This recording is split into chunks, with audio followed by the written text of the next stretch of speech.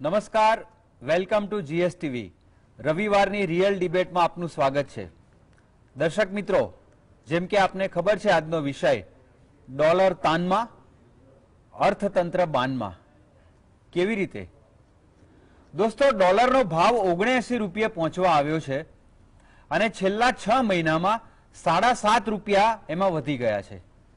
ડોલરનો ભાવ કેમ વધે છે, ત્યાંથી લઈને કેવી રીતે કંટ્રોલમાં રાખી શકાય અને જો કંટ્રોલમાં રાખી ના શકાય તો ઇકોનોમી ઉપર કેવી વિપરીત અસર પડે, વેપાર ધંધાથી લઈને શિક્ષણ ક્ષેત્ર કોઈ બાકી ના રહે એની ઝપટમાં આવવામાં. દોસ્તો, આપણે 1947માં ભારતને આઝાદી મળી ત્યારથી ડોલરના ભાવો જોવા જઈએ તો આપણે આઝાદ થયા ત્યારે ડોલરનો ભાવ 4 રૂપિયા 16 પૈસા હતો. એ પછી ક્રમશઃ વધઘટ થતી ગઈ, પરંતુ ડોલરનો ભાવ સૌથી વધારે કંટ્રોલમાં રાખવામાં આવ્યો હોય તો 1950 થી 1965 સુધી સળંગ 16 વર્ષ ડોલરનો ભાવ 4 રૂપિયા 76 પૈસા રહ્યો હતો.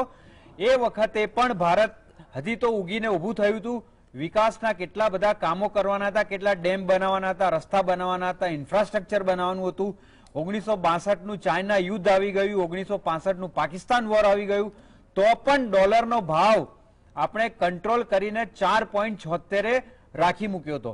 એ પછી ક્રમશઃ વધઘટ થતી ગઈ અને એ પછીના વર્ષોમાં જો ડોલરનો ભાવ એટલે 1965 થી અત્યાર સુધીના 50 વર્ષમાં ઓલમોસ્ટ જો સૌથી વધારે કંટ્રોલ કર્યું હોય તો 1999 થી 2004 અટલ બિહારી વાજપેયીની એનડીએ સરકારે, જ્યારે વાજપેયી વડાપ્રધાન થયા ત્યારે ડોલરનો ભાવ 42 રૂપિયા હતો અને 2004માં એમણે છોડ્યું ત્યારે એનો ભાવ 44.22 પૈસા હતો. એટલે માત્ર 2.2 પૈસા 5 વર્ષમાં વધ્યા હતા. અને એ વખતે પણ કારગિલ વોર થયું હતું તેમ છતાં વાજપેયીજીએ કંટ્રોલ કર્યું હતું. એ પછી ડોક્ટર મનમોહનસિંહ જ્યારે વડાપ્રધાન થયા ત્યારે ડોલરનો ભાવ એમના 10 વર્ષમાં લગભગ 14 રૂપિયા વધ્યો, પરંતુ 2014 થી અત્યાર સુધીમાં 8 વર્ષમાં ડોલરનો ભાવ 59 નો સીધો 79-20 રૂપિયા વધ્યો છે. અને we are not blaming anybody, કારણ કે છેલ્લા 8 વર્ષમાં ઘણી બધી વૈશ્વિક પરિસ્થિતિઓ બદલાઈ છે અને એની અસરો હોય. રશિયા યુક્રેન વોર છે, અનેક પ્રકારના પ્રોબ્લેમ છે. સવાલ એ નથી કે પ્રોબ્લેમ નથી, સવાલ એ છે કે ડોલરને આપણે કેવી રીતે કંટ્રોલ કરી શકીએ છીએ જે ભારતની ઇકોનોમીને નુકસાન ના કરે. દોસ્તો, આજના બહુ જ પેચીદા વિષય વિશે આપણી સાથે ચર્ચા કરવા માટે આપણી સાથે ઉપસ્થિત છે.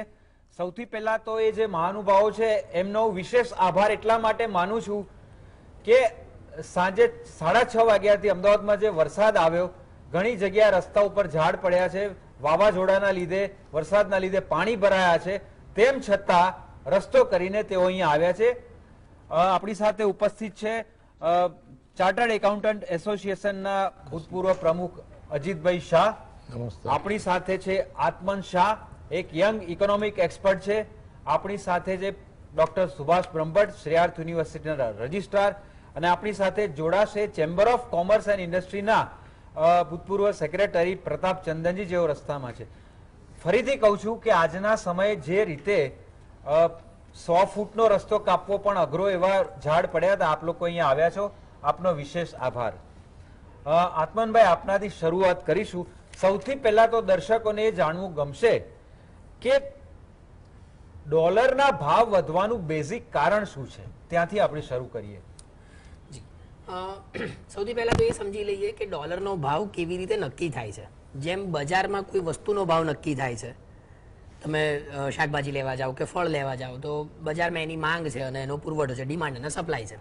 એવી જ રીતે જે ફોરેન કરન્સી છે એટલે કે યુએસ ડોલર છે, એનો ભાવ બજારમાં નક્કી થાય છે. એટલે યુએસ ડોલરની ડિમાન્ડ અને યુએસ ડોલરનો સપ્લાય. એનો મતલબ એ થાય કે જ્યારે ડોલરનો ભાવ વધે કે ડોલરનો ભાવ ઘટે, અથવા તો એને આપણે ઊંધું લઈએ કે રૂપિયાનું મૂલ્ય ઘટે કે રૂપિયાનું મૂલ્ય વધે, તો એનું મુખ્ય કારણ એ છે કે માર્કેટમાં ડિમાન્ડ અને સપ્લાયમાં તફાવતો ઊભા થયા છે, જેને આપણે એક્સટર્નલ શોક્સ કહીએ છીએ. હવે સવાલ એ છે કે આ કેમ ઊભા થયા છે. તો સૌથી પહેલું, અને જે લગભગ બધાને ખ્યાલ હશે, રશિયા યુક્રેન વોર જે ખૂબ લાંબા સમયથી ચાલે છે અને એના કારણે જે ગ્લોબલ સપ્લાય ચેઇનમાં ડિસરપ્શન્સ ઊભા થયા છે, એ એક મોટું કારણ છે. બીજું કારણ આપણે લઈએ તો ઓઇલ પ્રાઇસીસના ભાવ જે વધ્યા છે, મારા ખ્યાલથી $119 આસપાસ પ્રતિ બેરલ અત્યારે છે. એટલે એના કારણે પણ રૂપિયાનું જે મૂલ્ય છે ડોલરની સામે એ ઘટતું ગયું છે. એટલે કે રૂપિયા ઉપર પ્રેશર વધતું જાય છે એમ આપણે કહી શકીએ. આ બે મુખ્ય કારણો છે. ત્રીજું જે કારણ છે એ યુએસ ડોલર ઇન્ડેક્સ છે. યુએસ ડોલરનો ભાવ જે અન્ય 6 દેશોની કરન્સી છે, જેમાં સ્ટર્લિંગ પાઉન્ડ છે, યુરોપના કેટલાક દેશો છે, એની સામે પણ યુએસ ડોલર ઇન્ડેક્સ વધ્યો છે. એટલે કે યુએસ કરન્સી વધારે મજબૂત બની છે અને એના કારણે જે ઇમર્જિંગ ઇકોનોમીઝ એટલે કે ભારત છે, બ્રાઝિલ છે, નાઇજીરિયા છે, સાઉથ આફ્રિકા છે, એમની કરન્સીમાં લગભગ 4 થી 7% જેટલો ઘટાડો, જેને આપણે ડેપ્રિસિએશન ઘસારો કહીએ છીએ, એ થયો છે. અને ભારતની કરન્સીમાં 5% જેટલો ઘસારો જોવા મળે છે. તો આ 3 મુખ્ય કારણો છે કે જેના કારણે ભારતીય રૂપિયાનું મૂલ્ય ડોલરની સામે ઘટ્યું. જેમ તમે કીધું એમ $1 બરાબર 78.20 રૂપિયા થયું છે અને ભવિષ્યમાં પણ હજુ ઘટે એવી પૂરેપૂરી સંભાવના છે, જે રીતે માર્કેટ દેખાઈ રહ્યું છે. જી, બહુ જ સારી બેઝિક સમજ આપી, કારણ કે એટલો ટેકનિકલ સબ્જેક્ટ છે કે એના ઉપર કંઈ બોલતા પહેલા એના મૂળમાં જવું જરૂરી છે. અજીતભાઈ, એવું કહેવાય છે કે ડોલરના ભાવમાં $1 વધે એ સાંજે ભારતની જે રોટેશન ઇકોનોમી છે, વિદેશ સાથેના વેપારની કે તમામ પ્રકારની જે ગણી શકાય, $1 વધવાની સાથે સાંજે આપણને 1000 થી 10,000 કરોડ રૂપિયાનો ફટકો પડે છે. એ કેવી રીતે? આમાં એવું છે કે ડોલરનો ભાવ જે વધે છે એની સામે રૂપિયાનો ભાવ ઘણો વધી જાય છે. એટલે આ જે ફટકો પડે છે તેનું મુખ્ય કારણ છે એક તો સ્ટોક માર્કેટ. કારણ કે આપણે જોઈએ છે કે સ્ટોક માર્કેટનું રોકાણ ઓછું થાય છે અને શેર બજારમાં એને નુકસાન થાય છે. એટલે દરેક જણા વિચાર કરે કે મારે આમાં ઇન્વેસ્ટ કરવું છે તો હું કરું કે નહીં. અને તેમાં પણ જો પરદેશની કંપનીઓ જે આપણા ઇન્ડિયાના શેરો લેવા માંગતી હોય તે પણ વિચાર કરે છે કે ભાઈ આ ભાવમાં અમને આ પોસાશે કે નહીં. એટલે ખરેખર આ ડોલરનો ભાવ જે રીતે અત્યારે વધી રહ્યો છે તે જોતા મુશ્કેલી પડે એવું છે. આત્મનભાઈએ ખૂબ જ સુંદર વાત કરી કે આજે યુએસ ડોલર ઇન્ડેક્સ જે અન્ય 6 મહત્વની કરન્સી સામે ડોલરનો ટ્રેક કરે છે તે એવા સ્તરે જઈ રહ્યો છે જ્યારે તે 20 વર્ષમાં પહોંચ્યો નહોતો. શરૂઆતમાં તે 8% વધારો હતો, જ્યારે છેલ્લા 12 મહિનામાં 14% વધારો છે. જાપાનીઝ યાન સામે આ વર્ષે જ ડોલર 13%થી વધુ વધ્યો છે. એટલે આ રીતે જોવા જતા ડોલર એટલે એવું નથી કે અમેરિકા જ, પણ અન્ય કન્ટ્રીઓની સાથે પણ એની તુલના થતી હોય છે અને તે પ્રમાણે સાહેબે કહ્યું તેમ તેનો દર નક્કી થતો હોય છે. એટલે મારી દ્રષ્ટિએ કે આ જે $1 વધ્યો, 5,000 રૂપિયાનું આપણે જે વાત કરી તે કદાચ સાચું બી હોઈ શકે. સુભાષભાઈ, સરકાર અત્યારે અનેક કારણો આપી રહી છે કે આમ થયું એટલે વધ્યો, તેમ થયું એટલે વધ્યો, રશિયા યુક્રેનનું વોર છે, ગ્રીસ તૂટી ગયું. આવા સંજોગો તો અગાઉ પણ હતા. મેં જે શરૂઆતમાં કહ્યું કે ભારત આઝાદ થયું એ પછી જે સૌથી વધારે ખર્ચના વર્ષો હતા આપણા 1950 થી 1965, એમાં આપણે 2 યુદ્ધનો પણ સામનો કર્યો. તેમ છતાં એ વખતની સરકારોએ ડોલરનો ભાવ 1950 થી 1965 સુધી $4.76 16 વર્ષ સુધી મેન્ટેન કર્યો. $1 તો ઠીક, 1 પૈસો વધવા ના દીધો. તો સંજોગો તો એ પછી પણ એ વખતે ખરાબ હતા, અત્યારે પણ ખરાબ છે. ઇવન અટલ બિહારી વાજપેયીની સરકાર 1999 થી 2004 ડોલરનો ભાવ અગાઉ કહ્યું એમ 42 રૂપિયાથી 44.22, એટલે કે $2.22 જ વધવા દીધો. સંજોગો તો એ વખતે કારગિલ વોરના હતા. તો અત્યારે જ બધા એક સામટા પ્રોબ્લેમ્સ આવી ગયા. આ એટલો બધો વધારો 8 વર્ષમાં $20 ડોલરના ભાવમાં આખી ઇકોનોમી ફરી ગઈ. વાય? દક્ષેશભાઈ, વૈશ્વિક મંદી અત્યારે જે રીતે ભરડો લઈ રહી છે એની અસર દરેક દેશની ઇકોનોમી પર પડે એ સ્વાભાવિક છે. પણ આની અગમચેતી રાખીને તમે દેશના અર્થશાસ્ત્રીઓને, આંતરરાષ્ટ્રીય નાણાં નિષ્ણાતોની સલાહ મુજબ જો કોઈક એવા અભિગમ અપનાવો તો હું માનું છું કે ચોક્કસ તમે ડોલરને કંટ્રોલમાં રાખી શકો. પરંતુ કમનસીબી એ છે કે સારામાં સારા ઇકોનોમિસ્ટ રિઝર્વ બેંકના ગવર્નર પદેથી રાજીનામું આપીને જતા રહે છે. હવે આ પરિસ્થિતિમાં દેશની ઇકોનોમીને કઈ રીતે કંટ્રોલ કરવી, અને બીજી વસ્તુ કે સત્તાધીશોએ આ વસ્તુ બહુ જ તાતી જરૂરિયાત છે સમજવાની કે વર્લ્ડ માર્કેટ બેફામ બની રહ્યું છે. વર્લ્ડ માર્કેટ જ્યારે બેફામ બની રહ્યું હોય ત્યારે દેશની ઇકોનોમીને કંટ્રોલ કરવા માટે તમારે નિષ્ણાતોની સલાહ લેવી, અને એ નિષ્ણાતોની સલાહને ક્યારેય અવગણવી ના જોઈએ જો દેશની ઇકોનોમીને બચાવવી હોય તો. જે મનમોહન સિંહની સરકારે એ સમયગાળા દરમિયાન કર્યું હતું કે શરૂઆતની સરકારોએ માત્ર ₹4.76 16 વર્ષ સુધી કંટ્રોલ કરવું આ કોઈ સામાન્ય ઘટના નથી. જ્યારે ભારતે 62નું વોર જોયું હતું, જ્યારે ભારતે 65નું વોર જોયું હતું, એ પછી પણ લાલબહાદુર શાસ્ત્રી જેવા એક ખેતી પ્રધાન વડાપ્રધાને પણ જો દેશની ઇકોનોમીને એટલે કે ડોલરને આ રીતે કંટ્રોલ કરી શક્યા હોય તો અત્યારે તો નિષ્ણાતોનો તોટો નથી આપણે ત્યાં. પણ સલાહ કોની લેવી, ક્યારે લેવી, શું કામ લેવી, આ બધા પ્રશ્નો પણ બહુ મહત્વના છે. અને એ નિષ્ણાતોને જ્યારે તમે તમારી મેઇન ચેનલમાં સાથે રાખીને નથી ચાલતા ત્યારે દેશની ઇકોનોમીને ફટકો પડે છે. હકીકત છે દક્ષેશભાઈ. જી સુભાષભાઈ, બહુ સાચું કહ્યું આપણે કે ક્યારે લેવી એના કરતા શા માટે લેવી એ કદાચ રાષ્ટ્રહિતમાં આપે જે બિટવીન ધ લાઇન્સ એક ઈગોની વાત કરી એ બાજુ ઉપર મૂકી અને આ ક્ષેત્રના જીનિયસ અને જેન્યુઇન માણસો તમારી સાથે હોય, તમારી ટીમમાં હોય એ બહુ જ જરૂરી છે.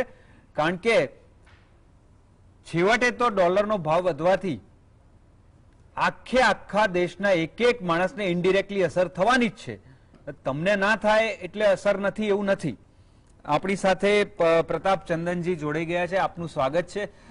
ફરીથી આપ હમણાં જ આવ્યા. થેન્ક્સ. રસ્તા ઉપરના અનેક ઝાડની વટાઈને આપ ગમે તેમ કરીને આવ્યા છો. Thank you. પ્રતાપ ચંદનજી, વાત એ છે કે ડોલરના ભાવ વધવાથી આંતરરાષ્ટ્રીય વેપાર સાથે સંકળાયેલી ભારતની કંપનીઓ એને કેટલી ખરાબ અસર થાય છે અને રોજ રૂપિયો વધવાથી કેટલો ફટકો પડે છે? દક્ષેશભાઈ, આજનો આપનો સબ્જેક્ટ ખરેખર ઇન્ડિયન ઇકોનોમીની દ્રષ્ટિએ બહુ જ મહત્વનો છે. તમે કહ્યું એમ આટલી ઝડપથી જે ડેપ્રિશિએશન રૂપિયાની વેલ્યુમાં થયું એના કારણે અર્થતંત્રના દરેક ક્ષેત્રોમાં એની અસર પડી છે. અને ખાસ કરીને વેપાર ઉદ્યોગના પ્રતિનિધિ તરીકે વાત કરું તો એને તો સૌથી પહેલી અસર થાય. એનું કારણ એ છે કે we are a fast growing economy, અને અત્યારના ગ્લોબલાઇઝેશનના જમાનામાં આપણી કેટલી બધી ઇન્ડસ્ટ્રીઓ એવી છે કે જેના રો મટીરિયલ માટે પણ એ ઇમ્પોર્ટ પર આધાર રાખે છે. આપણું એક્સપોર્ટ વધ્યું છે, હમણાં 4 બિલિયનને ટચ કરી ગયું, બહુ જ આનંદની વાત છે. પણ સામે જોવું પડે કે આપણે એટલી ઇમ્પોર્ટ પણ આપણે વધારે કરી રહ્યા છીએ. એક્સપોર્ટ વધ્યું છે એ ઠીક વાત છે, પણ એ જ્યારે ડોલરના ભાવની વાત થાય છે કે રૂપિયાના વેલ્યુના ડેપ્રિશિએશનની વાત થાય છે એની સીધી અસર વેપાર ઉદ્યોગ પર થાય છે. ખાસ કરીને કેમિકલ ઉદ્યોગને એવા ઘણા બધા ઉદ્યોગો હવે તો એવા છે કે બધા એકબીજા પર આધારિત હોય છે. અને રો મટીરિયલ્સની કોસ્ટ જો આટલી બધી વધી જાય, તમે કહ્યું એમ જો એક વર્ષમાં 10% જેવું ડેપ્રિશિએશન થયું હોય તો એનું તો આખા આંકડા ફરી જાય. અને કેવી રીતે એ વાયેબલ રહે, પાછું વર્લ્ડ માર્કેટમાં એને ઊભા રહેવાનું છે એક્સપોર્ટ કરવા માટે પણ. We are one of the major exporter country so far as pharmaceuticals are concerned, chemicals are considered, and so many things. બધામાં ઇવન આપણે એગ્રીકલ્ચર પણ ઘણું બધું પ્રોડક્ટ એક્સપોર્ટ કરીએ છીએ. પણ એગ્રીકલ્ચર ઇનપુટ ને એમનું કોસ્ટિંગ પણ આના કારણે બહુ જ ઊંચું જાય, એટલે ખેડૂતોનો અનરેસ્ટ પણ દેખાય. તમને લાગે કે ટેકાના ભાવ વધાર્યા અને આપણે એમને વળતર આપી ચૂક્યા છીએ, પણ એનું કોસ્ટિંગ જે વધતું જાય એના પ્રમાણમાં મેચ થવું પડે. એટલે જ્યારે એક દિશામાં જો કોસ્ટિંગ દરેકનું, ઉદ્યોગનું, ખેતીનું, બધાનું વધતું જાય તો ઇકોનોમી માટે બહુ ગંભીર વસ્તુ છે. એ બાબત તો બિલકુલ સાચી છે. બાકી તો મારા વિદ્વાન મિત્રોએ હમણાં કહ્યું, મેં બધાને સાંભળ્યા કે ઘણા બધા એના રસ્તા હોઈ શકે. હું નિષ્ણાત નથી, પણ વેપાર ઉદ્યોગને ચોક્કસ એક બહુ જ નેગેટિવ ઇફેક્ટ પડે એ બાબતમાં હું સમજ છું. આમાં જ આપને આગળ પૂછ્યું, ફોર એક્ઝામ્પલ 500,000 કરોડની કોઈ કંપની હોય જેનો આંતરરાષ્ટ્રીય સ્તરે વેપાર હોય અને 6 મહિનામાં ડોલરનો ભાવ 70 થી 79 થઈ જાય, 8-9 રૂપિયા વધી જાય, તો એનું ટર્નઓવર તો છોડો, પણ એનું જે રોટેશનના પૈસા, જે સેલરીના પૈસા છે, 6 મહિનામાં આ ફટકો વાગે તો મારા ખ્યાલથી એને તો 100 કરોડનો ફટકો વાગે. સાહેબ આપણે કલ્પના કરી શકીએ એના કરતા ઘણી બધી તકલીફ એને પડે. એનું જે 2-4% માર્જિન પર મોટી મોટી ઇન્ડસ્ટ્રીઓ કરતી હોય એમાં તમારી 10% કોસ્ટ ઊંચી જાય એટલે એને એની એડજસ્ટ કરવી એ બહુ મુશ્કેલ થાય. એ કદાચ એને રિયલાઇઝેશનમાં ક્યાંક 2-4-5% ફાયદો થતો હોય, પણ એ બંનેનો ડિફરન્સ ગણીને તમારે જો જે 3-4% તમારું માર્જિન છે ધોવાઈ જાય તો ઇન્ડસ્ટ્રી ઊભી કેવી રીતે રહી શકે? અને apart from that big industry, હું તો એમએસએમઈ સેક્ટરની વાત કરું તો એને પણ તો ઘણી બધી તકલીફ પડે. એને તો મોંઘવારી આટલી, જો ડોલરની સાથે છે ને એક મોંઘવારી પણ સંકળાયેલી છે, એટલે એના કારણે એને પોતાના એમ્પ્લોઈઝને પણ જવાબ દેવો પડે છે, ત્યાં પણ કોસ્ટ ઊંચી જાય. એટલે ઘણી બધી જગ્યાએ એના સંઘર્ષ થાય ને એમાંથી એને એમએસએમઈ સેક્ટરને તો ટકવું વધારે મુશ્કેલ આ સંજોગોમાં બને. એટલે આ ગ્લોબલાઇઝેશનના જમાનામાં તમારા પોતાના ચલણની વેલ્યુ સ્થિર રહે એ બહુ જ જરૂરી છે. બહુ સાચી વાત છે. કાં તો પછી કેટલાક ઓપરેશન શટડાઉન કરી દેવા પડે અથવા તો 100 જણને સામટા કાઢી મૂકવા પડે, સ્ટ્રિક્ટ એક્શન લેવા પડે. હા, પણ એ બધું ઇન્ડસ્ટ્રી માટે કે એ શક્ય આપણે ધારીએ છીએ એટલું ઇઝી નથી હોતું. એક્ઝેક્ટલી. તમારે મેક્રો લેવલ પર તમારે એવા પગલાં લેવા પડે કે જ્યાં તમે તમારા ચલણનું ને સ્ટ્રેન્થન કરી શકો અને તમે એવું બેલેન્સ કરો કે જેથી તમારી ઇન્ડસ્ટ્રી, આપણે મેક ઇન ઇન્ડિયાની વાત કરી છે તો રિયલાઇઝ થવું જોઈએ ને. એ આપણે આત્મનિર્ભર બનવું છે, બહુ સારો ગોલ છે. આપણે દિશામાં ઘણું બધું કર્યું છે, નથી થતું એવું પણ નથી. સ્ટાર્ટઅપ માં પણ સારું ગ્રોથ છે, આપણો એમએસએમઈ પણ સારો ગ્રોથ છે, પણ આવા ફેક્ટરી જો નડે અને ઇન્ડસ્ટ્રી પર એની સીધી અસર થઈ જશે તો ક્યારેક એ ખાંચો દેખાશે ને ત્યારે આપણને બહુ વસમું લાગશે. જે એક પ્રોજેક્ટેડ પ્રશ્ન દેખાતો હોય છે એ લાંબુ ચાલે તો એ વાસ્તવિક પ્રશ્ન બનીને સામે આવતા વાર લાગતી નથી. એટલે લેટ અસ હોપ કે આવું થાય નહીં. અને હજી પણ આપણે પાછા ફરીએ. આત્મન શાહ, આપને હું પૂછીશ કે અગાઉ જે વિપરીત સંજોગો વચ્ચે ભારતની ઘણી બધી સરકારોએ ડોલરના રેટને જે રીતે કંટ્રોલ કર્યો હતો, કદાચ આના કરતા ખરાબ સમય હતો. સુભાષભાઈએ જે કહ્યું કે ડોક્ટર મનમોહનસિંહ વખતે 2009 થી 2012 ગ્રીસ તૂટી ગયું, યુરોપની ઇકોનોમી તૂટી ગઈ, અમેરિકામાં સિલિકોન વેલી લગભગ ખાલી થઈ ગઈ એવો સમય હતો. એમણે એક બેલેન્સ કર્યું હતું, મેન્ટેન કર્યું હતું, અને એની અસર એટલી અહીંયા વર્તાતી નહોતી. અટલ બિહારી વાજપેયીનું ત્રીજી વાર નામ લઉં છું કે કારગિલ વોર પછી પણ 99 થી 2004 ડોલરના ભાવમાં 2 રૂપિયાનો જ વધારો થયો હતો. અને 1950 થી 65 જવાહરલાલ નહેરુ અને લાલ બહાદુર શાસ્ત્રી સળંગ 4 રૂપિયા 76 પૈસા 16 વર્ષ સુધી મેન્ટેન થયા. તો અત્યારે સંજોગો પહેલા હતા, અત્યારે છે, કેમ કંટ્રોલ કરી શકતી નથી સરકાર? સૌથી પહેલા તો એનું મિકેનિઝમ સમજી લઈએ. અને જ્યારે આપણે એક્સચેન્જ, ફોરેન એક્સચેન્જ રેટની વાત કરીએ છીએ ત્યારે સરકારની સાથે સાથે કેન્દ્રીય બેંકની ભૂમિકા પણ ખૂબ મહત્વની બની જાય છે. એટલે રિઝર્વ બેંક ઓફ ઇન્ડિયાની શું ભૂમિકા છે અથવા તો એ શું કરી શકે અથવા તો એણે શું કર્યું. તમે જે ઉદાહરણો લીધા અને અત્યારની જે પરિસ્થિતિ છે, મને લાગે છે કે એ કમ્પેરિઝન થઈ શકે એમ છે જ, પણ અત્યારની પરિસ્થિતિ થોડીક જુદી એટલા માટે છે કે પેન્ડેમિક, એના કારણે જે ગ્લોબલ સપ્લાય ચેન ડિસરપ્ટ થઈ એના કારણે, અને પછી તરત જ રશિયા યુક્રેન વોર, એટલે જ્યાં માંડ પેન્ડેમિક પત્યું, બધું ગોઠવવાની શરૂઆત થઈ, ઇમ્પોર્ટ એક્સપોર્ટની ચેઇન ગોઠવાતી હતી, ને ત્યાં ફરી એક વૈશ્વિક સ્તરે હુમલો થયો એમ આપણે કહી શકીએ, ને ફરી પાછું એ આખી ડિસરપ્શન ઊભું થયું. અને એના કારણે જે અસર ઊભી, એટલે ઓલરેડી ખરાબ અસર હતી, સુધરતી જતી હતી અને ફરી ખરાબ અસર ઊભી થઈ અને આખા વૈશ્વિક સ્તરે ઊભી થઈ છે. એના કારણે મને લાગે છે કે અત્યારે વધારે ફટકો ખાસ કરીને ઇમર્જિંગ ઇકોનોમીઝ ઉપર પડી રહ્યો છે. અને ક્રૂડ ઓઇલના પ્રાઇસીસ, આ બંને બાબતો વધારે મહત્વની છે. હવે વાત આવે છે સરકાર અને રિઝર્વ બેંક ઓફ ઇન્ડિયા. 2011 માં ક્રૂડ ઓઇલનો ભાવ બેરલનો $160 પહોંચી ગયો હતો, ત્યારે અહીંયા આગળ તો 60 રૂપિયા પેટ્રોલ હતું. તો અત્યારે તો ઘટીને એક સમયે તો 40 રૂપિયા બેરલ થઈ ગયું હતું. તો અહીંયા પેટ્રોલનો ભાવ 90-100 રૂપિયા. તો કઈ જાતની વાત છે? ઓકે, આપણે સપોઝ $1 બરાબર 75 રૂપિયા છે અને $1 બરાબર 78 રૂપિયા થાય છે. તો એનો અર્થ શું એ સમજી લઈએ.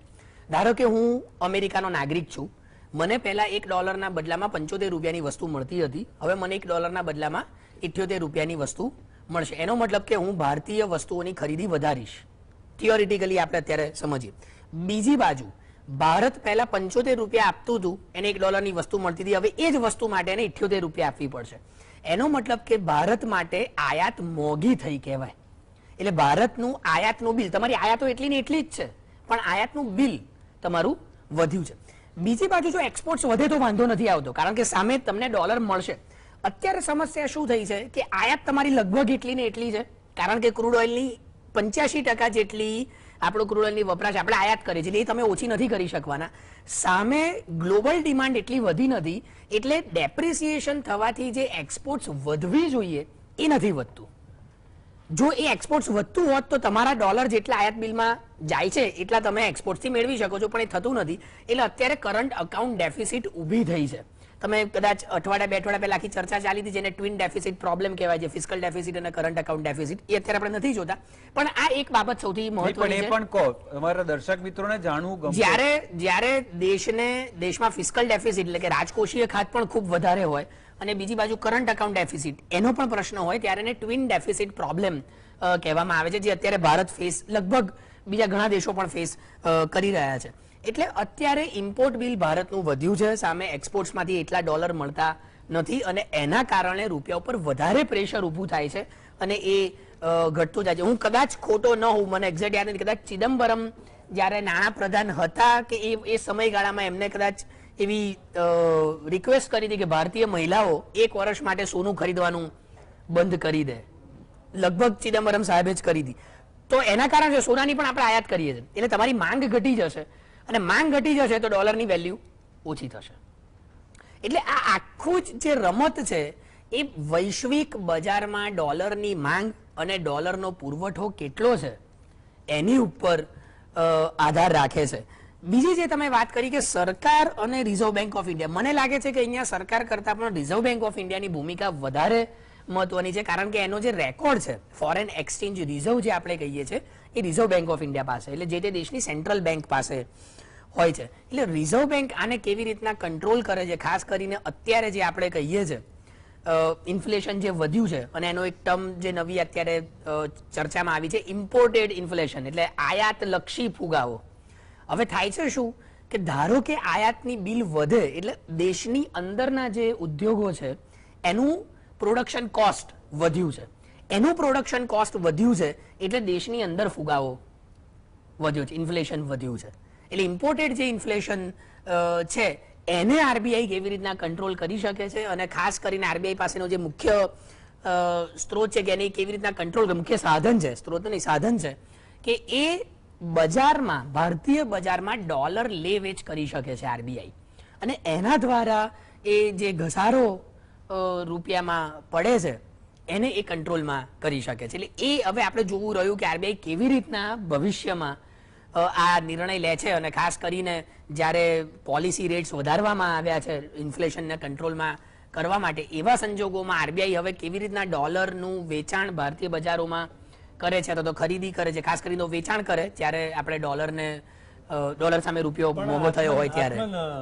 સોરી ટુ ડિસ્ટર્બ યુ, પણ જે રીતે બે રિઝર્વ બેંકના ગવર્નરોની સલાહ અવગણવામાં આવી, બિલકુલ, અને માટે બંને ગવર્નરો પોતાનું પદ છોડીને ચાલ્યા ગયા, એને કારણે મને એમ લાગે છે કે સરકારને પોતાને કાં તો સમજ નથી અથવા તો ઇકોનોમી ઉપર પોતાની જો હુકમી પ્રસ્થાપિત કરવાનો એક આખો ભાવ ઉભો કરવાનો એક આશય હોવાને કારણે સારા નિષ્ણાતો અને જે ખરેખર અર્થતંત્રના જાણકારો છે એ માણસો તમારા દેશની રિઝર્વ બેંક ઓફ ઇન્ડિયાને સેવા આપવા તૈયાર નથી. Is it right?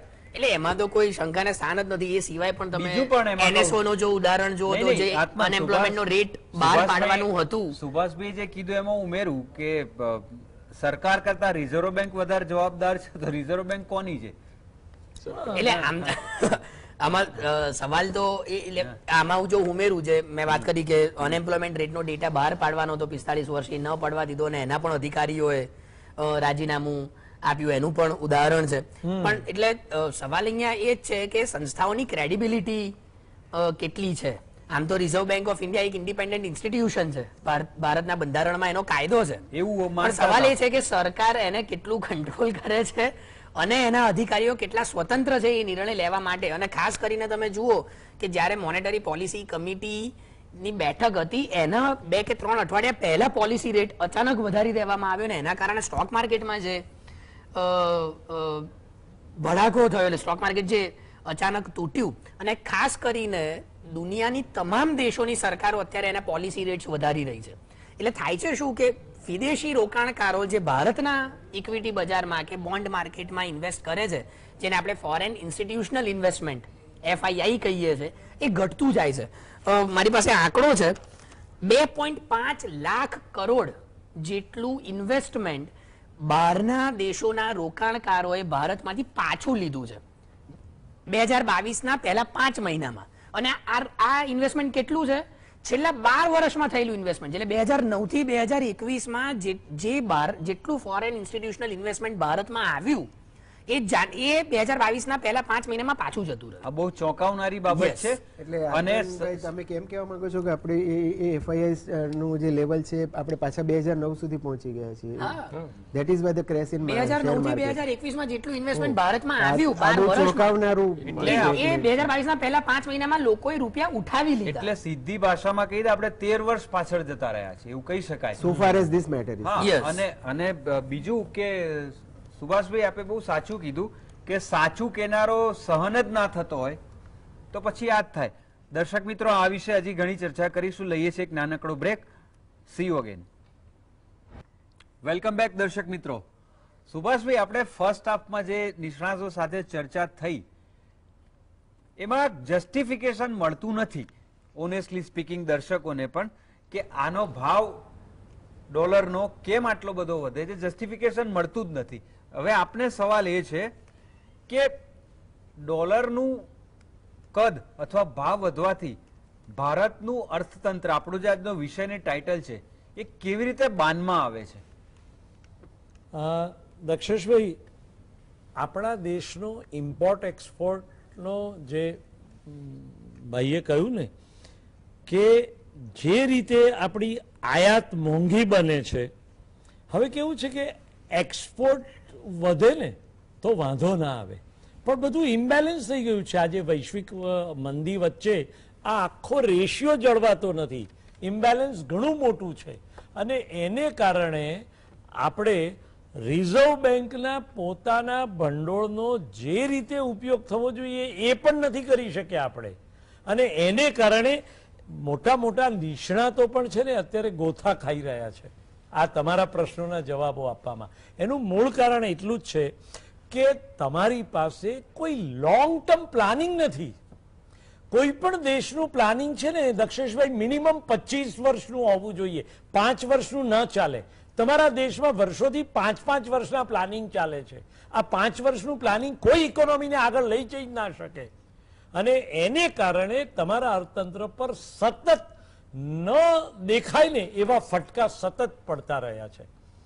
અને ખાસ કરીને અમારો તો ફેમિલી બિઝનેસ છે ઇમ્પોર્ટ એક્સપોર્ટ, એટલે હું આપને કહું છું કે અત્યારે એક્સપોર્ટ કરો તો ડોલરમાં કમાઓ છો, પણ ઇમ્પોર્ટ કરો ત્યારે શું દશા થાય છે એની કલ્પના નથી કરી શકતા. એને કારણે આપણો રેશિયો ઘટતો જાય છે. અને માણસ $10ની વસ્તુ મંગાવે ને પાછો એ રૂપિયામાં કરન્સી ચૂકવે ત્યારે એને એકાએક જો ભાવ વધી જાય તો સામેની પાર્ટી બંદર ઉપર માલ મૂકી દે છે, ખરીદતા નથી, લેતા નથી. અને ત્યારે ભારતના વેપારીને ગરજ ના માર્યા જે કિંમતે સામેનો માણસ માલ ઉપાડવા તૈયાર હોય એ કિંમતે આપી દેવો પડે છે. આ પરિસ્થિતિ આજે આપણી થઈ છે.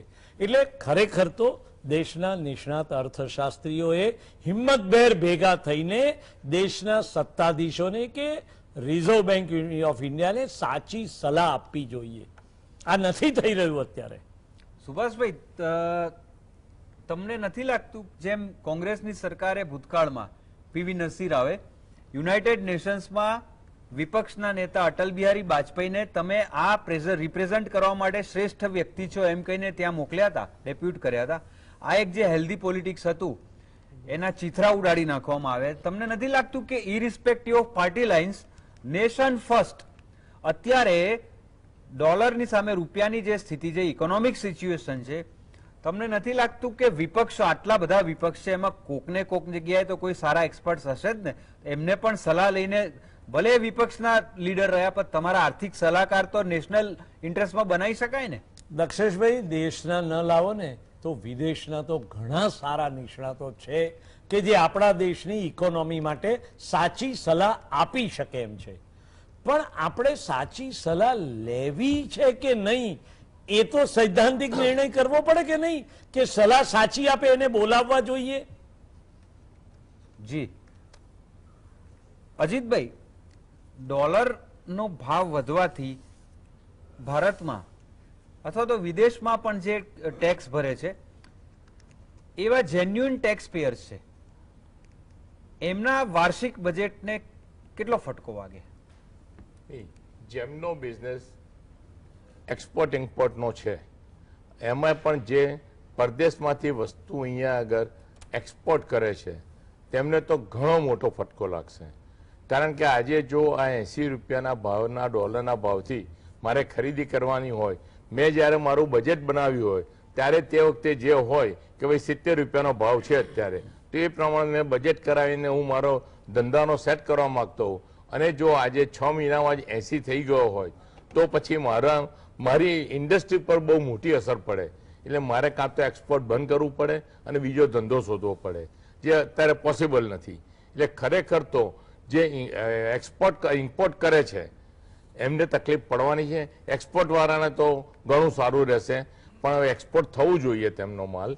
હું ઇમ્પોર્ટ કરું છું તો મારે વધારે પૈસા ચૂકવવા પડશે, જે રીતે ભાવ વધારો થાય છે. એટલે ટેક્સ પેયરમાં પણ જે જેન્યુઇન ટેક્સ પેયર છે તે તો ઇન્ડિયામાં ને ઇન્ડિયામાં જ કમાય છે અને વાપરે છે. પરંતુ આ મોટે ભાગનું જે એક્સપોર્ટ ઇમ્પોર્ટનો બિઝનેસ કરતા હોય છે, જે કંપનીઓ છે જેમને બહુ જ એક્સપોર્ટ કરતા હોય છે અથવા તો ઇમ્પોર્ટ કરતા હોય છે, તો જે ઇમ્પોર્ટ કરનાર કંપની છે તેને તેના ભાવમાં અને તેની આવકમાં ઘણો ફેર પડશે. અને ભવિષ્યમાં જો આ જ ભાવ ચાલે ને એને ધંધો ચાલુ રાખવો હોય તો એને ઘણી મુશ્કેલી પડશે. ક્યાં તો એને ધંધો બંધ કરવો પડે કે મારે હવે વધુ નુકસાન નથી કરવું, પણ જો ચાલુ રાખવો હોય તો તેને પણ ખૂબ જ તૈયારી સાથે ચાલુ રાખવો પડે, એવું મારું માનવું છે. હા, એટલે આ મેં સવાલ એટલા માટે પૂછ્યો અજીતભાઈ કે ડોલરના 70 ના 79 થયા, એમાં એક સીધે સાદો ખૂણામાં બેઠો બેઠો બિઝનેસ કરે છે, જેન્યુઇન ટેક્સ પેયર છે, એનો તો કોઈ વાંક નથી આંતરરાષ્ટ્રીય સંજોગો માટે. કા બંધ કરવો પડે ધંધો, આપે કહ્યું. નાઉ ધ પોઈન્ટ ઇઝ કે આવા સમયને એક્સેપ્શનલ સંજોગો ગણીને એને ધંધો બંધ ના કરવો પડે, લોકોને નોકરીમાંથી છૂટા ના કરવા પડે, અનએમ્પ્લોયમેન્ટ ના સર્જાય, એટલા માટે આવા ખાસ સંજોગો ગણીને ટેક્સમાં સ્પેશિયલ બેનિફિટ આપવો જોઈએ. સરકારે જુદો ટેક્સ રેટ આપવો જોઈએ. અત્યારે ટેક્સ રેટ જુદા આપ્યા છે, એમ જે એક્સપોર્ટ કરનાર કે ઇમ્પોર્ટ કરનાર કંપનીઓ છે તેમના માટે એક જુદો સ્લેબ આપવો જોઈએ, જેથી કરીને તેમને ટેક્સમાં મોટી રાહત રહે. અધરવાઇઝ તો એ લોકો મેં કહ્યું તેમ જ કે મુશ્કેલીમાં જ મુકાશે. જે બી ઇમ્પોર્ટ કરે છે એના આજે પહેલા મેં જાન્યુઆરીમાં જે માલ ખરીદ્યો હતો એના જ મારે આજે 9 રૂપિયા વધારે આપવાના, તો મારી મુશ્કેલી જ પડે. અને હું જો ધંધો બંધ કરું તો મારે ત્યાં કામ કરનાર કર્મચારીઓને પણ ઘણી તકલીફ પડે. એટલે ખરેખર આ તો હું એકની જ વાત કરું છું, આવી તો ઘણી કંપનીઓ છે, એટલે એમને 100% મુશ્કેલીમાં આવી શકે. નોર્વેમાં બરફ પડે તો તારી થાળીમાં 2 રોટલી ઓછી મળશે એવી વાત છે, આવું લોજિક છે. એટલે એને પ્રાર્થના કરવાની કે નોર્વેમાં બરફ ના પડે. પ્રતાપજી, 1 મહિના પહેલા એક NRI યુવાનનો વિડીયો બહુ વાયરલ થયો હતો. એને એવું કીધું કે મેં 5-6 દિવસથી નોકરીએ જવાનું જ બંધ કરી દીધું છે, ડોલરના જે રીતે ભાવ વધી રહ્યા છે, મને તો ઘેર બેઠા બેઠા મારી પાસે જે અત્યારે ભારતીય રૂપિયામાં જે મારી ડોલર છે, એસેટ છે, એમાં મારે 6 લાખ રૂપિયા વધી ગયા, તો હું શું કરવા 8 કલાક ઉભો રહું? બસ આવું ડોલરના ભાવ જોયા કરીશ ને જેવું વધશે એ બધું સમેટીને આવી જઈશ. એટલે આવી સ્થિતિ સર્જાઈ છે.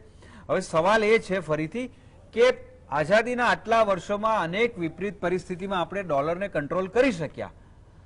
સુભાષભાઈ જે કીધું કે એ વખતે તો આવા રિસોર્સિસ પણ નહોતા, આટલા એક્સપર્ટ્સ પણ નહોતા. ફરીથી સવાલ એ જ આવે છે જે દર્શકો પૂછવા માંગે છે કે અત્યારે આપણી પાસે બધું જ છે, બ્રેઇન પણ છે, રિસોર્સિસ પણ છે, તો એવું શું કરવું જોઈએ કે આને અટકાવાય અથવા તો કલ્પનાતીત રીતે ડોલરનો ભાવ ઓછો થાય? એવું તો મારા ખ્યાલથી બહુ રેર કેસમાં થયું છે કે ડોલરનો ભાવ ઓછો થયો છે. એ પણ પોલિટિકલ વિલ હોય તો થઈ શકે, પણ આને અટકાવાય કેવી રીતે? અટકાવાય કેવી રીતે એ તો સુભાષભાઈએ કહ્યું એમ બહુ નિષ્ણાતોનો વિષય છે અને એના માટે એક બોલ્ડ પોલિસી કંઈક સરકારે પોતે લઈને બહાર આવવું જોઈએ. અત્યારે કદાચ આપણે એક ફીલ ગુડ ફેક્ટરમાં ચાલી રહ્યા છીએ કે અમારે તો આટલા વર્ષમાં 5 ટ્રિલિયન ઇકોનોમી થઈ જશે, આપણી ઇકોનોમી ફાસ્ટ ગ્રોઈંગ છે અને હશે, આપણી ઇકોનોમીના પોઝિટિવ પોઈન્ટ નથી એવું નથી કહેવાનું મતલબ, પણ ફક્ત એ સાઈડ જોયા કરીશું તો એનાથી સંતોષ પામીને બેસી રહીશું તો નહીં ચાલે. વેપાર ઉદ્યોગને તો સીધો સંબંધ, ઇકોનોમી આખી વેપાર ઉદ્યોગ પર જ આધારિત છે. આપણું ડોમેસ્ટિક પ્રોડક્શન વધશે, આપણી એક્સપોર્ટ વધશે, આપણું ઇમ્પોર્ટ ને એક્સપોર્ટની ખાદ કંટ્રોલમાં રહેશે તો ઇકોનોમી સ્ટ્રોંગ થવાની છે. તો અલ્ટિમેટલી વાત તો એનું ચાલક બળ તો ઇન્ડસ્ટ્રી છે અને એમાં MSME સેક્ટર છે. તો તમે એના કોસ્ટિંગ પર ધ્યાન નહીં આપો, એમના સર્વાઈવલ પર ધ્યાન નહીં આપો, એમની વાયબિલિટી પર ધ્યાન નહીં આપો તો પરિસ્થિતિ ખરાબ થઈ શકે. એટલે સરકારે વેપાર ઉદ્યોગની, જેમ એમણે કહ્યું કે નિષ્ણાતોની વાત સાંભળવી જોઈએ, હું મારા તરફથી એમ કહીશ કે અમારી બહુ મોટી સંસ્થાઓ છે, ચેમ્બર્સ છે, ફિકી છે, એ બધાની વાતો તમે સાંભળો ને એ રીતે તમારી પોલિસી નક્કી કરો કે જેથી તમારા વેપાર ઉદ્યોગો ટકી રહે. વેપાર તો ખેર ઉદ્યોગો પર આધારિત છે, પણ તમારે બહુ કોન્સ્ટન્ટલી વોચ કરવું પડશે કે તમારું PMI શું છે, તમારું મેન્યુફેક્ચરિંગ ઇન્ડેક્સ નીચે નથી જતો ને તમારું MSME સેક્ટર તમે ગ્રો થયું છે એમ કરીને પછી શાંતિથી બેસી ના રહો. એને આજે જે તકલીફ પડી રહી છે વધેલા ડોલરના ભાવમાં, એને કારણે કંઈક નવી પરિસ્થિતિ તો નથી ઊભી થઈ રહી. એ બધું પ્રિકોશનરી રીતે વોચ કરવું પડશે, નહીં તો આખું ચિત્ર કદાચ બદલી જશે. 5 ટ્રિલિયન તો એક બાજુ રહેશે, પણ જે છે મેન્ટેન કરવું પણ તકલીફ પડશે. આજે મારું બાળકોને હું કહું કે બહુ જ હોશિયાર છે, એને A1 ગ્રેડમાં આવવામાં કંઈ વાંધો નહીં આવે, પણ મારે એનું ન્યુટ્રિશન જોવું પડે, મારે એની હેલ્થની તો કાળજી રાખવી પડશે ને, નહીં તો એ ક્યાંથી વધારે ટકા લાવશે. એના જેવી વાત છે. હું કહું છું મારી ઇકોનોમીમાં સ્ટ્રેન્થ ખરેખર છે, પોટેન્શિયલ બહુ જ છે, ચોક્કસ છે, એન્ટરપ્રિન્યોરશિપ ખૂબ છે ઇન્ડિયામાં અને એના કારણે આપણને એના ફળ પણ મળ્યા છે. આપણે કોન્સ્ટન્ટ GDPનો ગ્રોથ રેટ પણ જાળવી શક્યા છીએ એક વર્ષને બાદ કરતા. પણ અલ્ટિમેટલી પાછું જો તમે આજે નવા સંજોગો ઊભા થયા છે અને તમે આજે 85% ક્રૂડ તમે બહારથી લાવો છો, ઘણી બધી વસ્તુઓ, ખાદ્ય તેલ તમે 60% બહારથી ઇમ્પોર્ટ કરો છો, સોનું તમારે દર વર્ષે 800, 900, 1000 ટન ઇમ્પોર્ટ કરવું છે. ઘણા આ બધી વસ્તુઓનું ક્યાંક ને ક્યાંક ચેક નહીં કરો તમે ને એની એ રીતે તમે જો ડોલરના ભાવને કંટ્રોલ નહીં કરી શકો તો સીધી અસર સામાન્ય પ્રજાને પણ પડવાની છે, ઇન્ડસ્ટ્રીને પણ પડવાની છે, તમારા આત્મનિર્ભર, આપણે જે આત્મનિર્ભર થવું છે એના ગોલ પર પડવાની છે, આપણા જે એક્સપોર્ટ ઇમ્પોર્ટની બેલેન્સ આપણે જાળવવાનું છે એના પર પડવાની છે, આપણા એક્સપોર્ટના ટાર્ગેટ પર પડવાની છે અને અલ્ટિમેટલી આપણી GDP ગ્રોથ કે 5 ટ્રિલિયનની કે જે કંઈ વાત કરીએ છીએ એ તો પછી દૂર રહી જશે એનાથી. પણ પહેલા તો આપણે આપણા સર્વાઈવલનું, આપણો આત્મનિર્ભર થવાનું એ ગોલ આપણે તાત્કાલિક મેન્ટેન કરવો જોઈએ. એના માટે જે કંઈ કરવું પડે, એમણે કહ્યું કે નિષ્ણાતોની સલાહ લેવી જોઈએ, તો ચોક્કસ સાચી વાત છે કે એને પહેલા એની પ્રાયોરિટી તમારી હોવી જોઈએ. પોલિટિકલ વિલ હોય તો બધું થઈ શકે. એટલે નેશન ફર્સ્ટને તમે રાખી અને જેમ તમે એક સારું ઉદાહરણ આપ્યું કે એક જમાનામાં ત્યારે પણ કોંગ્રેસને જનસંઘ વચ્ચે ઘણું બધું હતું, પણ જ્યારે કાશ્મીરનો પ્રશ્ન રજૂ કરવાનો હતો તો વાજપેયીજીને મોકલવામાં આવ્યા હતા, એમાં શાસક પક્ષને કોઈ જ નાનમ નહોતી લાગી. એમ આપણને પણ અહીંયા પણ અત્યારના શાસકોએ પણ બહોળું દિલ રાખીને જ્યાંથી પણ નિષ્ણાત સલાહો મળે અને આને પ્રાયોરિટી આપશે તો એ લોકો પણ સમજે છે કે પ્રશ્ન એમને ખબર નથી એવું નથી, પણ એને જો પ્રાયોરિટી આપીને નિષ્ણાતોને નો સલાહ માનવાની દિશા તરફ આગળ ચાલશે તો આપણા વેપાર ઉદ્યોગનું રક્ષણ થશે ને તો જ અલ્ટિમેટલી આપણું અર્થતંત્ર તો જ સ્ટ્રોંગ થઈ શકશે. હું એક સીધું ઉદાહરણ પૂછું છું, આપને કોઈ જો ખ્યાલ હોય તો, આત્મનિર્ભરનું સૂત્ર આવ્યું એના 50 વર્ષ પહેલાથી જ એ લોકો આત્મનિર્ભર હતા ધંધામાં અને પ્રોગ્રેસ કરી હતી આંતરરાષ્ટ્રીય સ્તરે. એ છેલ્લા 6 મહિનામાં ડોલરના ભાવ વધવાથી નવા આત્મનિર્ભરમાંથી ઘર ભેગા થયા હોય બધું વાળી સમેટીને. મારી વાત એ જ છે કે આત્મનિર્ભરની વાત આપણી સ્લોગન તરીકે ન રહી જવી જોઈએ. ઘણી બધી વસ્તુઓમાં આપણે આત્મનિર્ભર નહીં, આખા વર્લ્ડને સપ્લાય કરી શકીએ છીએ એવી પોઝિશનમાં છીએ. મીઠાનું એક્સપોર્ટ આપણે એવું કરીએ છીએ, આપણું ફાર્માસ્યુટિકલ્સ, આપણા કેમિકલ્સ, ઘણા બધા ક્ષેત્રોમાં આપણે આખા વર્લ્ડ ઉપર છવાયેલા છીએ. એ લોકોને આપણી ગરજ છે, નથી એવું નથી. આજે રશિયા, ચાઇનાની અમુક વસ્તુઓ વગર આપણને તકલીફ પડે છે તો ફોરેનના ઘણા બધા દેશોને આપણી ઘણી બધી વસ્તુઓની જરૂર છે. પણ એ આત્મનિર્ભર નું એ લેવલ જાળવવા માટે આ બધા અત્યારના જે નવા સંજોગ ઉભા થયા છે ને એની સામે આપણે સાવચેત રહેવું પડશે, નહીં તો આપણે આત્મનિર્ભર ક્યાંથી એ કન્ડિશનમાં ક્યાંથી રહી શકીએ. મહત્વનો એક મુદ્દો એ પણ છે કે દેશમાં ખરેખર એક સર્વે કરવાની જરૂરિયાત છે કે કેટલા ઇન્ડસ્ટ્રીયાલિસ્ટ, કેટલા બિઝનેસમેન આ છેલ્લા 10 વર્ષમાં એ આ દેશ છોડીને વિદેશમાં જઈને પોતાનો બિઝનેસ એમણે સ્ટાર્ટ કર્યો. મેં જ પૂછ્યું એ એમને કે ચોક્કસ એ ચોક્કસ આક્ષેપ થઈ રહ્યો ઉદાહરણ છે. એ તમારી વાત સાચી છે કે 8 લાખ લોકોએ પોતાના નાગરિકતા પાછી આપી દીધી છે ને they were from the top layers of economy ઉદ્યોગપતિઓ હતા. એ લોકો દેશ છોડીને ચાલ્યા ગયા એ જો છે. જતા રહેતા હોય તો ચોક્કસ આત્મનિરીક્ષણ તો કરવું પડશે ને. આપણે આત્મનિર્ભર થવું છે, આગળ વધવું છે, આપણી ઇકોનોમી માટે 8-10% ગ્રોથ આપણે મેન્ટેન રાખવો છે, 5 ટ્રિલિયન ને પહોંચવું છે. એ બધું ક્યારે થઈ શકશે જો આપણું ક્રીમ લેયર જતું રહેશે, એન્ટરપ્રિન્યોરશિપનું જો ક્રીમ લેયર જતું રહેશે તો સુભાષભાઈએ સાચું કહ્યું કે પહેલા એના કારણો તો શોધો ને. હું બીજા શબ્દોમાં એ જ કહું છું કે તમે ડાયગ્નોઝ નહીં કરો વાતને તો તમે ઉપચાર ક્યાંથી શોધી શકશો. અને આનું પ્રોજેક્શન એ આપણે પછી વાત કરીએ, પણ આત્મન ડોલર અને રૂપિયાના અવમૂલ્યનના જે સરકારી કારણો છે એ જેન્યુઇન છે કે પોતાની અણઆવડતનો ઢાંક પીછોડો છે? અને બીજો એક સવાલ એ છે કે પાઉન્ડ અને યુરોના ભાવ પણ થોડા થોડા વધે છે, પણ ડોલર કેમ એકદમ શોર્ટ અપ થાય છે? એક તો પહેલો સવાલ કે જે કારણો છે ઢાંક પીછોડો. મને લાગે છે કે અત્યારની જે વ્યવસ્થા છે આખા ગ્લોબલ માર્કેટની એ એક સાચી બાબત છે કે એમાં ઉછાળો આવ્યો છે, પણ સવાલ એ છે કે એને રોકવા માટે સરકાર શું કરી રહી છે અને એ જે જરૂરી પગલાં છે, જે નક્કર પગલાં જેને આપણે કહીએ રિઝલ્ટ ઓરિએન્ટેડ સ્ટેપ્સ જેને કહીએ, એ ખરેખર આપણને અર્થતંત્રમાં, ભારતીય અર્થતંત્રમાં જોવા મળે છે કે નહીં એ ખૂબ મોટો પ્રશ્ન છે. અત્યારે હવે સમસ્યા શું સર્જાઈ છે, એક બાજુ દેશની અંદર ફુગાવો વધતો જાય છે, બરાબર. તમે જો સીપીઆઈ જુઓ તો મારા ખ્યાલથી 7 થી 8% આસપાસ છે અને ડબ્લ્યુપીઆઈ જુઓ તો 10% કરતા વધારે છે, અને બીજી બાજુ રૂપિયો ગગડતો જાય છે. એટલે બંને વસ્તુ કંટ્રોલ કરવાની છે અને બંને વસ્તુને કંટ્રોલ કરવા માટે સરકાર અને કેન્દ્રીય બેંક બંનેની ભૂમિકા ખૂબ મહત્વની છે કે સરકાર કેવી રીતના જે ઇન્ફ્લેશન છે એને કંટ્રોલ કરે છે અને એની સાથે સાથે એટલે સરકારની જે રાજકોષીય નીતિ છે એની સાથે સાથે રિઝર્વ બેંક ઓફ ઇન્ડિયાની જે મોનેટરી પોલિસી છે એ મેળ ખાય છે કે નહીં. કારણ કે આ બંને એકબીજાને રિપ્લેસ કરનારી પોલિસી નથી, બંને કોમ્પ્લિમેન્ટરી છે. એટલે તમારે બંને પોલિસીના યોગ્ય ક્ષેત્રે, યોગ્ય સમયે અને યોગ્ય રીતે ઇન્ટરવેન્શન થાય આ બંને પોલિસીઝ થ્રુ એ ખૂબ મહત્વનું છે. એટલે સરકાર જે કારણો આપે છે અને સપોઝ એ કારણો છે તો પછી એ કારણોને નિયંત્રણમાં કરવા માટે શું કરી રહ્યા છે એ મહત્વનો પ્રશ્ન ઊભો થાય છે. ધારો કે ક્રૂડ ઓઇલના પ્રાઇસીસ વધી રહ્યા છે, એના કારણે તમારું ક્રૂડ ઓઇલનું ઇમ્પોર્ટ બિલ વધી રહ્યું છે, તો બીજી બાજુ એક્સપોર્ટ્સ વધારવા માટે તમે કેવા સ્ટેપ્સ ભરી રહ્યા છો, એક્સપોર્ટ્સને બૂસ્ટ કરવા માટે તમે કેવા સ્ટેપ્સ કરી રહ્યા છો કે જેના કારણે તમારી ડોલરની આવક વધશે. એટલે આ બંને બાબતો મહત્વની છે. અને બીજી બાજુ જ્યારે રિઝર્વ બેંક ઓફ ઇન્ડિયાની વાત આવે છે તો રિઝર્વ બેંક ઓફ ઇન્ડિયા પણ એવા નિર્ણયો લે છે કે જેના કારણે સરકારે જે રાજકોષીય નીતિ બનાવી છે એને સપોર્ટ થાય છે.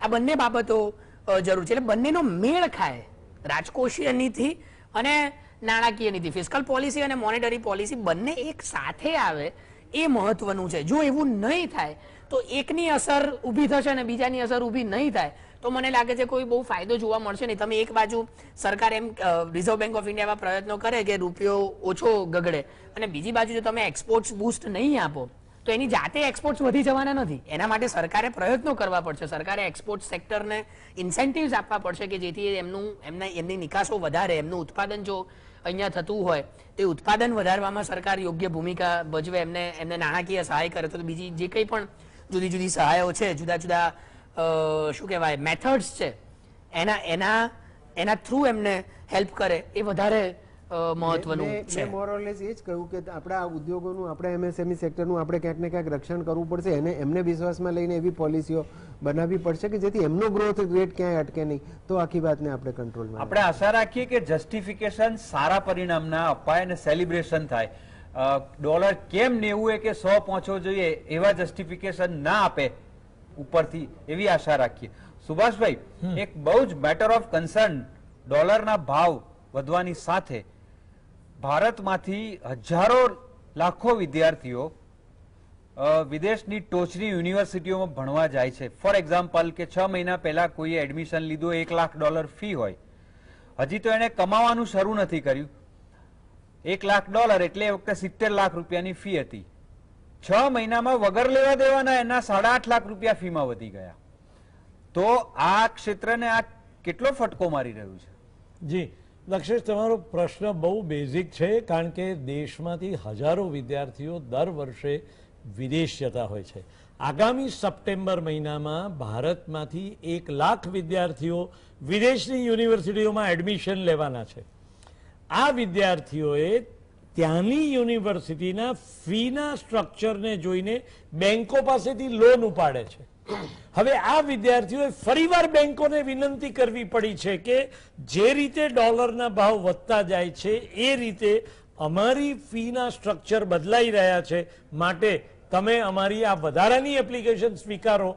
અને બેંકો અત્યારે આનાકાની કરી રહ્યા છે વધારાની લોન આપવા માટે.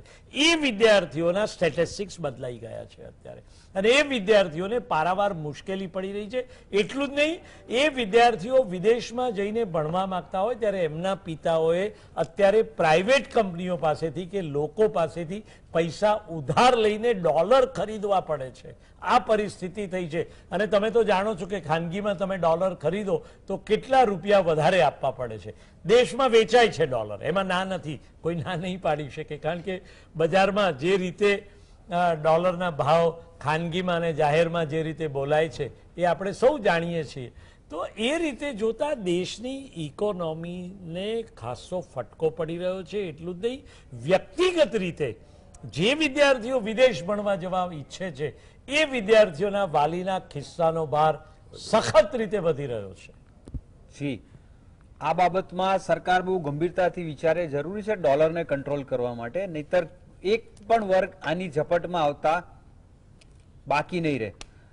અજીતભાઈ, આત્મનભાઈએ ઇમ્પોર્ટ એક્સપોર્ટની વાત કરી હતી, તો ડોલરના ભાવ વધવાથી ઇમ્પોર્ટ એક્સપોર્ટ ઉપર ડ્યુટીથી લઈને ટેક્સ ઉપર કેટલી ખરાબ અસર પડી શકે? ઘણી ખરાબ. આપણે જેમ પહેલા પણ વાત કરી કે મારે કોઈ પણ વસ્તુ ઇમ્પોર્ટ કરવી હશે તો મને ઘણી મોંઘી પડશે. એટલે મારે જેમ મેં કહ્યું કે મેં પ્લાનિંગ બનાવ્યું હતું કે મારા આ રીતનો ખરીદીનો ખર્ચો થશે, જે અત્યારે મને ઘણો બધો મોંઘો પડશે. એટલે મારું આખું બજેટ બનાવેલું આખા વર્ષનું એ મારું બેકાર જશે. એક્સપોર્ટમાં ઘણો ફાયદો થાય એવું છે, કારણ કે ડોલરના ભાવ વધ્યા છે. એટલે એમાં એવું છે કે એક્સપોર્ટ, પણ એક્સપોર્ટમાં એની બી મર્યાદા છે કે મારે વર્ષમાં આટલી 6 મહિનામાં આટલું કરવાનું છે, મહિને મહિને, તો એ પ્રમાણે જ એક્સપોર્ટ કરશે. જો એને એક્સપોર્ટ વધારવું હશે તો એને નવી ઇન્ડસ્ટ્રી, નવું મશીનરી ને એ બધું લાવવું પડશે. એટલે એ જે અત્યારે શક્ય નથી. એટલે આ રીતે જોવા જઈએ તો એક્સપોર્ટ ઇમ્પોર્ટમાં ઘણો મોટો ફેર પડશે અને ફટકો પડશે, કારણ કે ઇમ્પોર્ટ ઘણું મોંઘું થઈ ગયું છે. એટલે મારી દ્રષ્ટિએ એક્સપોર્ટ વાળાએ વધારો કરવો જોઈએ અને વધુ એક્સપોર્ટ કરી અને ફંડ ઇન્ડિયામાં લાવવું જોઈએ, પણ એ શક્ય નથી. એટલે સાહેબ, એ જેટલું ફંડ વધારે લાવે એટલા પર એને ટેક્સ વધારે આપવાનો કે નહીં? ટેક્સ તો આપવાનો ખરો જ સાહેબ. અને આમ આપણે જોઈએ તો આપણા ત્યાંથી જે આપણે કહ્યું કે આટલા લોકો પરદેશ ચાલ્યા ગયા છે, આપણો દેશ છોડીને, એનું કારણ પણ આ જ છે કે ભાઈ અહીંયા આગળ જો હું કમાઉં છું તો અહીંયા આગળ ટેક્સ એટલો બધો છે. એટલે ખરેખર એક્સપોર્ટ વાળાને થોડી ઘણી રિલીફ, જેમ અગાઉ પણ મેં કહ્યું કે એનો ટેક્સ સ્લેબ જુદો કરવો જોઈએ, કે જે એક્સપોર્ટની કમાણી છે તેના પર આ રીતે ટેક્સ લાગશે અને અન્ય લોકોને આ રીતે ટેક્સ લાગશે. તો પેલાને પણ ઉત્સાહ રહે કે ચલો મારે ટેક્સ ઓછો ભરવાનો છે, મારી આવકમાં વધારો થાય છે અને આપણે અહીંયા આગળ ડોલર લાવી શકીએ છીએ. એટલે એ રીતની પોલિસી કોઈ અપનાવવી જોઈએ સાહેબ. આ બદલાતી જતી ઇકોનોમીને જોતા ઇમ્પોર્ટ એક્સપોર્ટની પોલિસી પર કોન્સ્ટન્ટ વોચ રાખીને એમાં સમયાંતરે તાકીદે બદલાવ કરવાની તાતી આવશ્યકતા છે. મુંબઈના ઇમ્પોર્ટ એક્સપોર્ટ વેપારીઓએ ભેગા થઈને સત્તાધીશોને કેટલી બધી વાર આ બાબતની પોલિસી બદલવા માટેની વિનંતીઓ કરી છે, પત્રો લખ્યા છે, એમની સાથે 1-to-1 બેઠકો કરી છે, પણ જાડી ચામડીના અધિકારીઓ આ કરવા દેતા નથી. જી, અને સુભાષભાઈ, ફીની જે વાત કરીને આપે, જી, ભારતમાં કેટલીક બહુ એડવાન્સ અને સારી યુનિવર્સિટીઓ કોઈ એનઆરઆઈ કોટા ઉપર તેજસ્વી વિદ્યાર્થીને એડમિશન આપે છે, ત્યારે એક ક્લેરિટી હોય છે કે ચલો તમને આજે એડમિશન આપ્યું, આટલા $1000 ફી છે, આજે ડોલરનો જે ભાવ છે એ તમારો અભ્યાસક્રમ પૂરો થતા સુધી તમારે જે ફી ભરવાની છે એ ડોલરનો ભાવ તમારા માટે આટલો જ રહેશે. એટલે તમારી માનસિક અને ખિસ્સાની તૈયારી જે છે એને અમે વળગી રહીશું. પછી ભલે તમે જે ભાવ થાય, પણ એને જે સમય એડમિશન લીધું એ દિવસે જે ભાવ હતો એ પ્રમાણે ભરવાની. તો આવું પણ કંઈક વિચારી શકાય. જી. પણ એ તો ફોરેન યુનિવર્સિટી વિચારે ને આપણે તો આપણે લોકો શું કામ ટર્મ સેવા હોય તો વિચારે? અમે એ લોકો થઈ બિઝનેસ કરી રહ્યા છે આપણા સ્ટુડન્ટ્સ પર, એટલે એ લોકો ત્યાં તો એજ્યુકેશન અને ઇન્ડસ્ટ્રી છે. અને બીજું એક છે કે ઘણાને ના મળ્યો, રહી ગયો સારી યુનિવર્સિટી, એટલે પછી એ સાડિસ્ટિક પ્લેઝર પણ લે છે, શું કામ જાવ છો, અહીં નથી, અહીં રહો ને. એટલે બધા જ કારણો છે. એનીવે, પ્રતાપજી, આપને એક સવાલ છે કે અગાઉ આપે કહ્યું કે ચેમ્બરથી લઈને ફિક્કીથી લઈને આ લોકોએ ભેગા થઈને સરકારને આમ, પણ સવાલ એ છે કે ખરેખર રજૂઆતો સ્ટ્રોંગલી ક્યારે થઈ? રજૂઆતો હંમેશા એ કન્ટિન્યુઅસ પ્રોસેસ છે દક્ષેશભાઈ, હંમેશા થતી જ હોય છે. અમારે તો સેગમેન્ટ વાઇઝ જુદા પ્રશ્નો આવે. અમે જે કઈ સંસ્થાઓ સાથે સંકળાયેલા હોઈએ, ચેમ્બર હોય તો એમાં એમએસએમઈ ના પ્રશ્નો પણ આવે, ઇન્ડસ્ટ્રીના પ્રશ્નો પણ આવે, એમાં કેમિકલ ઇન્ડસ્ટ્રીના આજે ચાઇનાના કારણે કોસ્ટિંગ ઊંચું ગયું હોય તો એના પ્રશ્નો આવે, અમારા જીએસટીના પ્રશ્ન હોય એક્સપોર્ટર્સને તો એ પણ આવે. પણ અહીંયા જે વિદ્વાનો બધા જે કહ્યું મોરલેસ એ જ કહ્યું કે તમે સેગમેન્ટ વાઇઝ દરેક પ્રશ્નો પર તમારે ધ્યાન આપવું પડે. તમારા એક્સપોર્ટરને શું પ્રોબ્લેમ છે, તમારે જીએસટી કાયદો તમારો બરાબર છે, પણ તમારા જીએસટીમાં એની આખી મૂડી રોકાઈ જાય એવી તમારી રિફંડ પ્રોસિજર છે.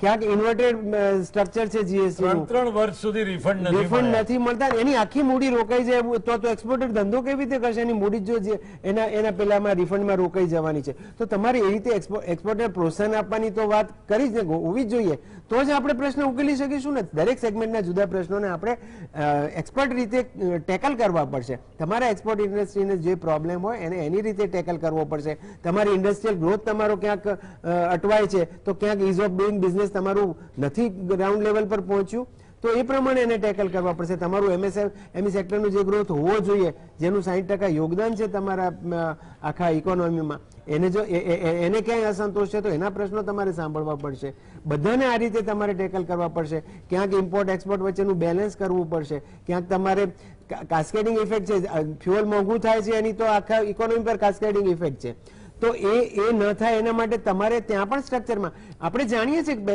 ડોલરમાં કુરનો ભાવ વધારે હતો ત્યારે ભાવ ઓછો હતો, કારણ કે એના પરનું ભારણ ઓછું વધતું હતું, અને એ પછી ભારણ સસ્તું થયું ત્યારે ભારણ વધાર્યું હશે, એ ઇકોનોમીના ફાયદામાં હશે, દેશમાં જ વપરાયું હશે, નો ડાઉટ, માનીએ છીએ આપણે કે કોઈ ઘેર નથી લઈ ગયું.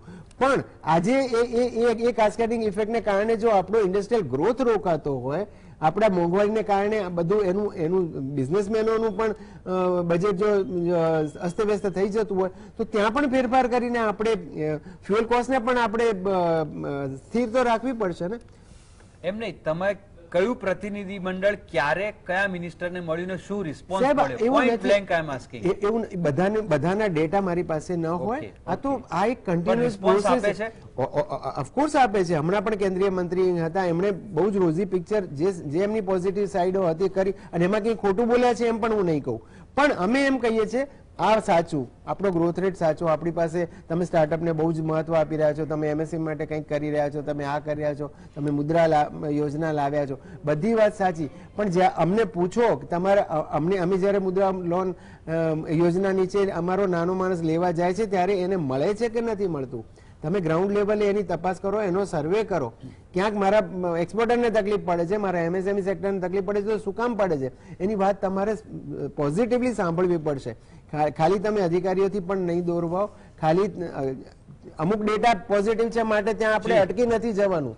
ગમે ત્યારે એમાં પંચર થઈ શકે એવી પરિસ્થિતિઓ ક્યાંક ને ક્યાંક નિર્માણ થઈ રહી છે, એવું હું અર્થશાસ્ત્રીઓ સાથે સંમત થઉં છું. દર્શક મિત્રો, એમાં એક મુદ્દો મહત્વનો આટલો છે એક જ મિનિટ કે એક મુદ્દો બહુ જ મહત્વનો બને છે કે ગવર્મેન્ટમાં જે મિનિસ્ટર્સ લેવલ પર બેઠેલા છે ને એમની ભાવનાઓ શુદ્ધ દેખાય છે, પણ જ્યારે અમલની વાત આવે છે ને ત્યારે અધિકારીઓની જો હુકમી વધી જાય છે, અને એને કારણે આ નથી શક્ય બનતું. જી, what matters most is end result. દર્શક મિત્રો, ઘણા બધા આપણામાંના એવું માનતા હશે કે ડોલરનો ભાવ ત્યાં વધે એમાં મારે અહીંયા શું?